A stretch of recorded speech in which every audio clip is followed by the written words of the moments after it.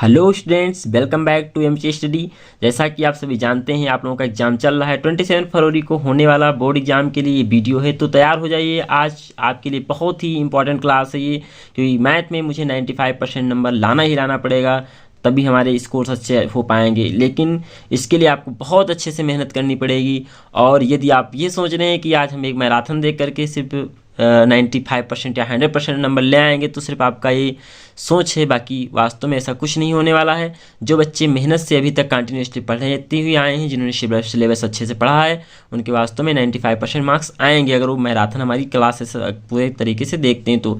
लेकिन जो बच्चे मेहनत से नहीं पढ़े हैं, उनके लिए भी हमारी क्लास ये इंपॉर्टेंट होने वाली है, क्योंकि उनके पासिंग मार्क नंबर आ जाएंगे। जितना मैं पढ़ा रहा हूँ उतना अगर वो अच्छे से कवर करके जाते हैं तो आइए वीडियो को हम स्टार्ट करते हैं बिना टाइम वेस्ट किए हुए। फर्स्ट क्वेश्चन हमारा है, यदि समीकरण 2x² ax + 6 = 0 का एक मूल 2 दिया गया है तो a का मान ज्ञात कीजिए। a का मान क्या होगा? अगर एक मूल a है तो a का मान हम कैसे निकाल सकते हैं? जो x है वो क्या दिया गया है? 2 दिया गया है, तो यहाँ पर हम x की वैल्यू दी गई समीकरण में अगर पुट कर देते हैं, दी गई समीकरण हमारा ये है, अगर इसमें अगर वैल्यू पुट कर देते हैं तो यहाँ से a की वैल्यू आ जाएगी। तो हम कर देते हैं समीकरण में x का मान 2 रखने पर, x का मान 2 रखने पर, x का मान मैंने यहाँ पर a की वैल्यू पुट कर दी है। x² x का वैल्यू कितना था? 2, तो 2 का स्क्वायर हो गया, प्लस a x की वैल्यू 2 थी तो मैंने मल्टीप्लाई बाय 2 कर दिया, प्लस 6 का 6 लिख दिया = 0। इसको हम सॉल्व करते हैं तो 2 का 2 हो जाएगा और 2 दूनी 4 हो जाएगा, प्लस 2 को a से मल्टीप्लाई कराएंगे 2a प्लस 6 का 6 हो जाएगा = 0।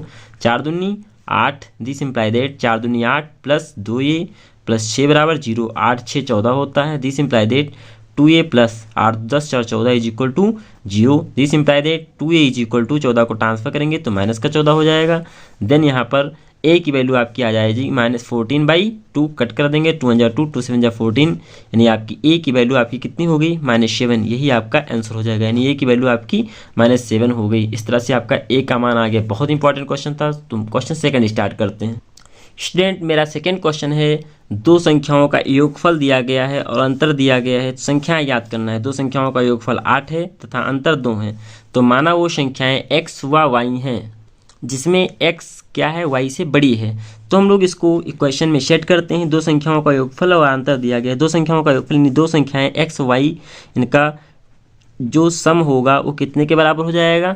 8 के बराबर। और इसका जो अंतर है x - y, वो कितने के बराबर हो जाएगा? 2 के बराबर। इसको मानते हैं समीकरण नंबर फर्स्ट, हो जाएगा आपका समीकरण नंबर सेकंड। अगर हम ध्यान से देखें तो एक हमारा x + y है, दूसरा x - y है, तो यहाँ से हम x की वैल्यू निकाल सकते हैं। अगर इन दोनों समीकरणों को फर्स्ट प्लस कर दें तो यहाँ से y कैंसिल हो जाएगा और x की वैल्यू आ जाएगी। तो हम लोग कर लेते हैं समीकरण फर्स्ट और सेकेंड को ऐड करने पर, समीकरण फर्स्ट प्लस समीकरण सेकेंड।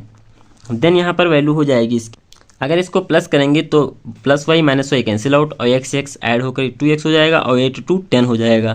देन यहाँ पर 2x की वैल्यू हो जाएगी आपकी 10। देन x की वैल्यू कितनी होने वाली है आपकी?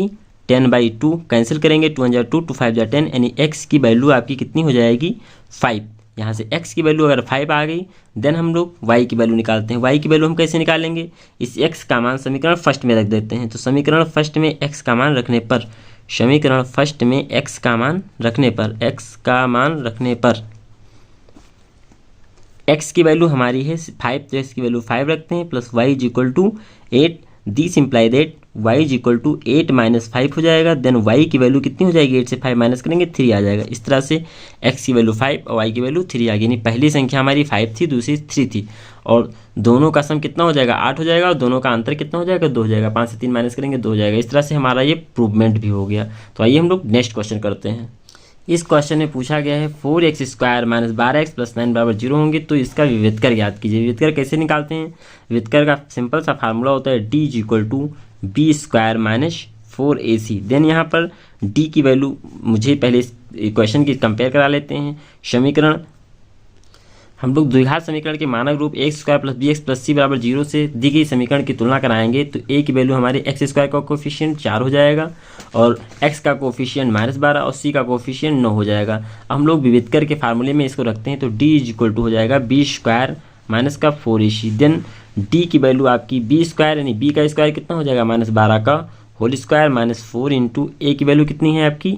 4 × c की वैल्यू 9 हो जाएगा। अब इसको हम कैलकुलेट करेंगे तो डी की वैल्यू आपकी आ जाएगी बराबर ही हम 144 माइनस यहाँ पर हो जाएगा 144 माइनस इसको मल्टीप्लाई कराएंगे तो 144 आ जाएगा। देन डी जो होगा वो 0 के बराबर हो जाएगा। जब भी डी 0 होगा तो जो मूल होंगे वो बराबर होंगे, यानी यहाँ पर जो दो मूल आएंगे वो अलग अलग नहीं होंगे, दोनों बराबर मूल आएंगे, दोनों मूल बराबर होंगे, दोनों मूल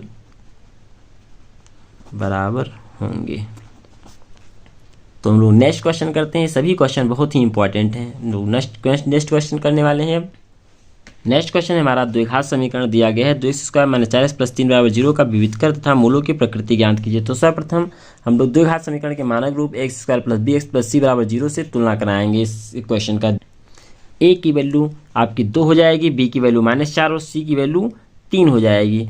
देन हम लोग क्या करेंगे, अब द्विघात समीकरण लिखेंगे d बराबर होता है b² - 4ac। वैल्यू सबकी पुट कर देंगे तो d बराबर b² यानी -4 का होल स्क्वायर हो जाएगा, -4, a की वैल्यू 2, c की वैल्यू 3 हो जाएगी। देन d की वैल्यू आपकी हो जाएगी 4 × 16 - 4 दूनी 8, 8 × 24, इसको माइनस करेंगे तो d की वैल्यू आ जाएगी -8 और d की वैल्यू क्या है, लेस देन हो जाएगी -8।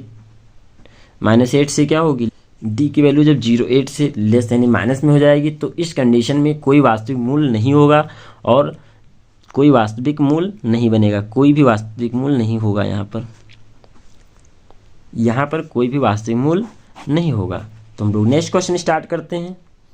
2x + 3y = 18 x - 2y = 2 को हल करें। ये बहुत ही इंपॉर्टेंट क्वेश्चन है, कई बार एग्जाम में पूछा गया है। तो इस क्वेश्चन को हम लोग सॉल्व करते हैं।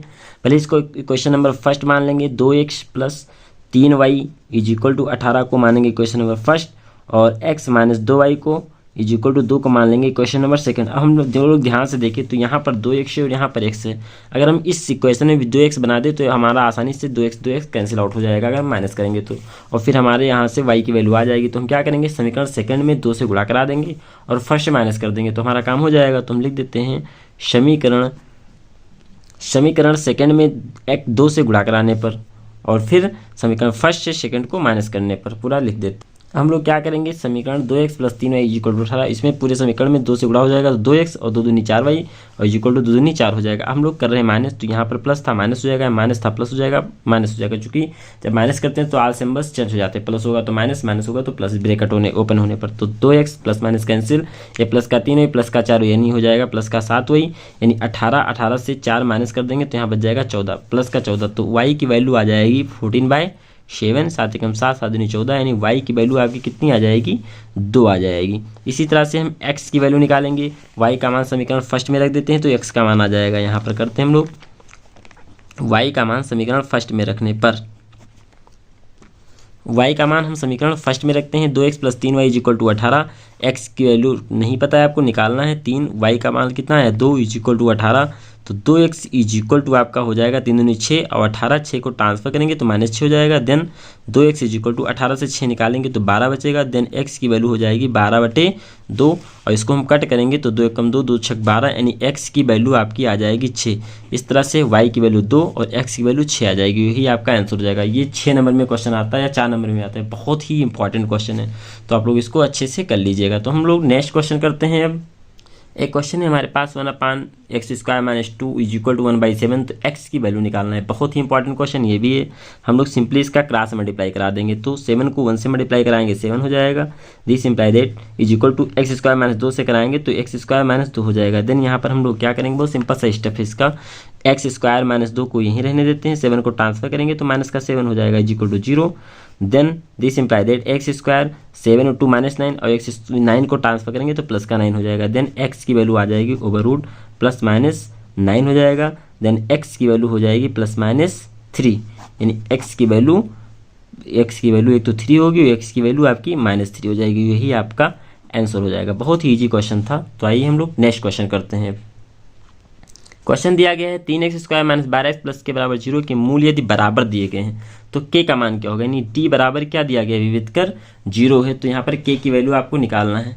तो हम लोग k की वैल्यू कैसे निकालेंगे, देन यहाँ पर विविधकर का सूत्र करेंगे, हम इसका कंपेयर करा लेंगे, जैसे कि हमने पहले दिखा दिया कैसे कंपेयर कराते हैं। a² + bx + c के बराबर 0 से हम लोग कंपेयर करा लेंगे तो यहाँ पर a = आ जाएगा आपका 3 और b = आ जाएगा -12, c = आ जाएगा k और इसके बाद हम लोग क्या करते हैं, यहाँ पर फार्मूला लगाते हैं विविध का D is equal to B square minus 4ac, then D is equal to आपका 0 दिया गया है, बी स्क्वायर माइनस 4ac, बी की वैल्यू कितनी है आपकी -12 का होल स्क्वायर हो जाएगा, -4 गुणे ए की वैल्यू आपकी 3 है, सी की वैल्यू के तो के लिख देते हैं, देन बराबर ही हम हो जाएगा आपका 144 और यहाँ पर आ जाएगा -4 3 12 की हो जाएगा इज इक्वल टू 0, देन यहाँ पर आपका 12 के इज इक्वल टू 144 ट्रांसफर करेंगे, माइनस का 144 माइनस माइनस कैंसिल आउट, तो के की वैल्यू हो जाएगी आपकी 144/12, 12 एकम 12 और 12 दूना 24, यानी के की वैल्यू कितनी आ जाएगी आपकी 12, और यही आपको निकालना था। यानी के का मान कितना आ जाएगा 12। ये बहुत ही इंपॉर्टेंट क्वेश्चन है, हर बार एग्जाम में पूछा जाता है,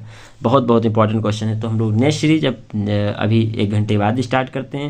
ये वीडियो आप लोगों को कैसा लगा, आप लोग वीडियो को शेयर कर दीजिए, चैनल पर फर्स्ट टाइम विजिट करें तो चैनल को सब्सक्राइब कर लीजिए, सब्सक्राइब का कोई चार्ज नहीं लगता है, और वीडियो को अपने दोस्तों के साथ शेयर कर दीजिए। ऐसे हम सभी इंपॉर्टेंट क्वेश्चन डिस्कस करेंगे जो आपकी डायरेक्ट आपको बोर्ड एग्जाम में देखने को मिलेंगे। Thank you.